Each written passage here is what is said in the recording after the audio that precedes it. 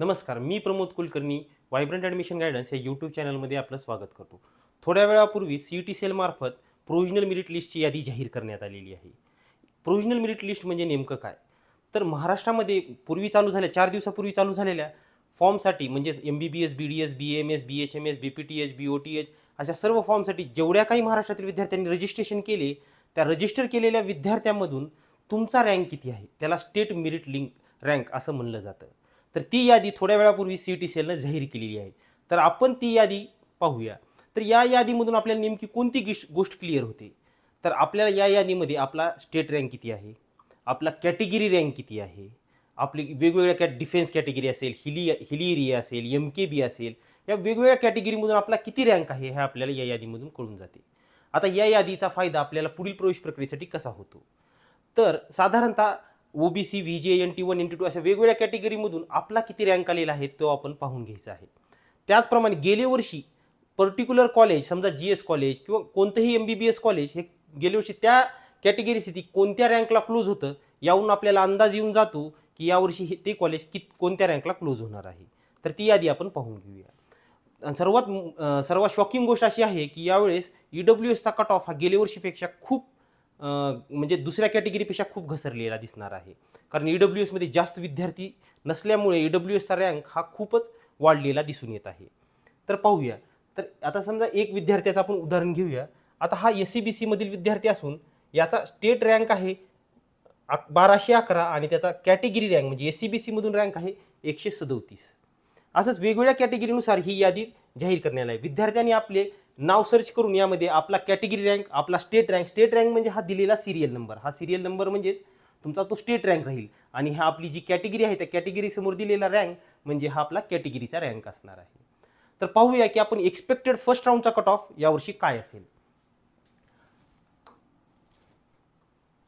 तर फर्स्ट राऊंडसाठी यावर्षी ओपनसाठी गव्हर्नमेंटमध्ये 635 ते 638, SC साठी 555 ते 557, ST कॅटेगरीसाठी 429 ते 432, VJ कॅटेगरीसाठी 598 ते 601, NT1 कॅटेगरीसाठी 580 ते 583, NT2 कॅटेगरीसाठी 620 ते 624, NT3 कॅटेगरीसाठी गव्हर्नमेंटसाठी 630 ते 633 हा कट ऑफ राहील. तसंच OBC साठी 630 ते 635, EWS साठी बघा EWS साठी 600 ते 605. कारण गेले वर्षी Ratnagiri college government medical college Ratnagiri येथे फर्स्ट राऊंडला EWS रँक असणारा 578 EWS रँक असणारा विद्यार्थी हा पहिल्या राऊंडला लागून गेला होता. यावर्षी त्याच 578 EWS जर आपण रँक काढला तर त्या विद्यार्थ्याला 600च्या दरम्यान मार्क आहेत. त्यामुळं EWS गव्हर्नमेंटचा कट ऑफ यावेळेस 600 मार्कापर्यंत खाली येणार आहे. आणि SCBC देखील SCBCला 10% रिझर्वेशन देण्यात आलेलं आहे. SCBCला 10% म्हणजे EWSला जेवढ्या काही जागा असतील तेवढ्याच जागा ह्या SCBCला असणार आहे. तर SCBCचा कट ऑफ देखील 620 ते 623 म्हणजे 620च्या दरम्यान गव्हर्नमेंटचा कट ऑफ राहण्याची शक्यता आहे. आता आपण पाहूया प्रायव्हेट कॉलेजसाठी. प्रायव्हेटसाठी फर्स्ट राऊंडला 602 ते 605 मध्ये ओपनचा कट ऑफ राहील. 539 ते 543 हा ST कॅटेगरीसाठी कट ऑफ राहील. 401 ते 406च्या दरम्यान ST कॅटेगरीसाठी कट ऑफ राहील. VJ साठी 535 ते 539, NT1 साठी 560 ते 564, NT2 साठी 595 ते 600, NT3 साठी 608 ते 610 आणि OBC साठी 603च्या दरम्यान ते 605च्या दरम्यान कट ऑफ राहील. आणि SCBC साठी 590, 585, 90 एक्सपेक्टेड. अजून त्याचा अजून उद्या आपल्याला सीट मॅट्रिक्स येणार आहे. सीट मॅट्रिक्समध्ये बघून आपल्याला अजून गोष्टी क्लिअर होतील की किती सीट डिस्ट्रीब्युशन होणार आहे. त्यामुळे एक मी टेंटेटिव्हली तुम्हाला सांगत आहे. पण EWSचा कट ऑफ हा शॉकिंगली भरपूर उतरण्यात आलेला आहे. आता हा मी कट ऑफ कसा काढला म्हणजे सर्वात सोपी गोष्ट म्हणजे हा कट ऑफ मी काय असं अंदाजे ठोकताळ्यानं काढलेला नाही. तर गेल्या वर्षी प्रत्येक कॉलेज किती कॅटेगरी रँकला लागलेलं क्लोज झालेलं होतं त्या कॅटेगरी रँक नसून ह्या वर्षी त्या कॅटेगरी रँकला त्या विद्यार्थ्याचा ऑल इंडिया रँक किती होता आणि त्यानंतर हा मी मार्क काढलेले आहेत. तर आपण बघूया.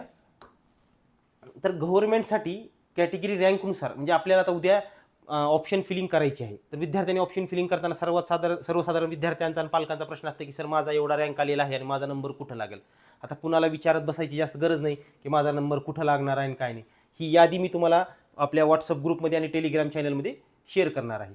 तर या यादीनुसार तुम्हाला क्लिअर होऊन जातं की आता प्रत्येक कॉलेज फर्स्ट राऊंडपासून सेकंड राऊंड, थर्ड राऊंड हे कुठल्या आणि किती कॅटेगरी रँकला क्लोज होतं.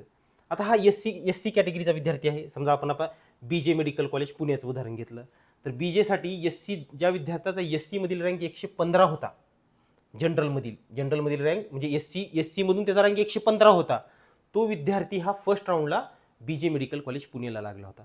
तसंच ST कॅटेगरी ज्या विद्यार्थ्याची ST मधून 38 रँक होता, तो विद्यार्थी BJ कॉलेज पुणेला लागला होता. तसंच ज्या विद्यार्थ्याचा रँक NT1 मधून 15 होता, तो विद्यार्थी BJ मेडिकल कॉलेज पुण्याला लागला होता. असं प्रत्येक कॅटेगरीनुसार त्या कॅटेगरीचा रँक आणि first round, second round, mop up राऊंडला कोणत्या कॅटेगरी रँकला कोणतं कॉलेज क्लोज झालं होतं, ही यादी मी गव्हर्नमेंट आणि प्रायव्हेटची काढलेली आहे. तर ही यादी मी तुम्हाला व्हॉट्सअप ग्रुपमध्ये शेअर करतो आणि या कॅटेगरी रँककडे बघून तुम्हाला प्रत्येक गोष्ट सॉल्व्ह होऊन जाईल की आपला कुठे नंबर लागणार आहे. यामध्ये ओपनच्या विद्यार्थ्यांनी म्हणजे जनरलचा जो विद्यार्थी असेल त्यांना आपला स्टेट रँक बघायचा, म्हणजे हा इकडे ह्या बाजूला जो दिलेला आहे तो स्टेट रँक आहे, हा त्याचा ऑल इंडिया रँक आहे आणि त्याचे गेल्या वर्षीचे मार्क आहेत. मार्काचं सोडून द्या, परंतु त्याचा जो स्टेट रँक आलेला आहे म्हणजे 1312 ज्या विद्यार्थ्याचा स्टेट रँक होता तो GMC कोल्हापूरला लागलेला होता ओपनचा विद्यार्थी. तसं SCच्या विद्यार्थ्यांनी काय बघायचं, आपला कॅटेगरी रँक बघायचं. STच्या विद्यार्थ्यांनी आपला ST कॅटेगरी रँक म्हणजे VJ, NT1, NT2, NT3च्या विद्यार्थ्यांनी आपला NT3 category rank plus general rank ह्या दोन्ही गोष्टी चेक करायचं. समजा एखादा NT3चा विद्यार्थी असेल, त्याचा NT3चा रँक 45 असेल, तसंच त्याचा स्टेट रँक त्याच्यापेक्षा कमी असेल तर त्यानं जनरल रँक आणि NT3 रँक असे दोन्ही चेक करायचे. म्हणजे आपल्याला यातून आयडिया येऊन जाते की आपल्याला कोणतं कॉलेज मिळणार आहे. तसंच प्रायव्हेटचा देखील मी यामध्ये कॅटेगरी रँकनुसार आणि त्याच्या स्टेट रँकनुसार हे दोन्हीही कट ऑफ काढलेले. ही यादी मी तुम्हाला ग्रुपमध्ये शेअर करतो. उद्या चॉईस फिलिंगसाठी सुरुवात होणार आहे. तर 2-3 गोष्टी विद्यार्थ्यांनी लक्षात घ्यायच्या आहेत.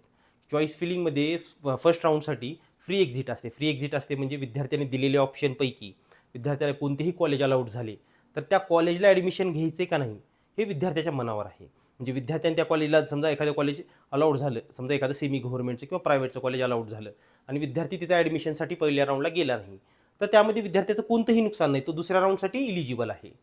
जसं की 2 वर्षापूर्वी जर एखादं कॉलेज विद्यार्थ्याला मिळालं आणि तो जर तिथं ॲडमिशनसाठी गेला नाही तर तो प्रवेश प्रक्रियेतून बाद होत होता. पण मागील 2 वर्षापासून प्रवेश प्रक्रियेमध्ये थोडे बदल करण्यात आलेले आहेत.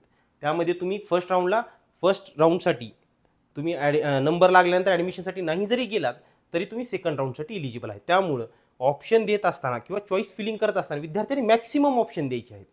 विद्यार्थ्यांनी म्हणजे जर एखादा विद्यार्थी समजा 615 मार्काचा असेल, ओपन कॅटेगरीचा किंवा OBCचा किंवा EWSचा 615 620 मार्काचा असेल किंवा 602 मार्काचा असेल, 610 मार्काचा असेल, तर त्या विद्यार्थ्यांनी सेमी गव्हर्नमेंटचे ऑप्शन देत असताना मॅक्सिमम म्हणजे कमी फीसपासून ते आपल्याला जोपर्यंत शेवटच्या कॉलेजपर्यंत आपल्याला ऑप्शन द्यायचे आहेत की मला एवढेच कॉलेज भेटणे तेवढेच कॉलेज टाकायचे आहेत, असं नाही करायला पाहिजे. कारण फर्स्ट राऊंडला फ्री एक्झिट आहे.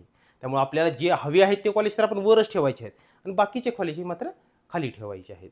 तर चॉईस फिलिंग करत असताना तुम्ही या यादीचा एकदम उपयोग करून घ्या, ज्यानुसार आपल्याला एकदम क्लिअर कळणार आहे की आपल्या कॅटेगरी रँकनुसार आपल्याला कोणतं कॉलेज मिळणार आहे.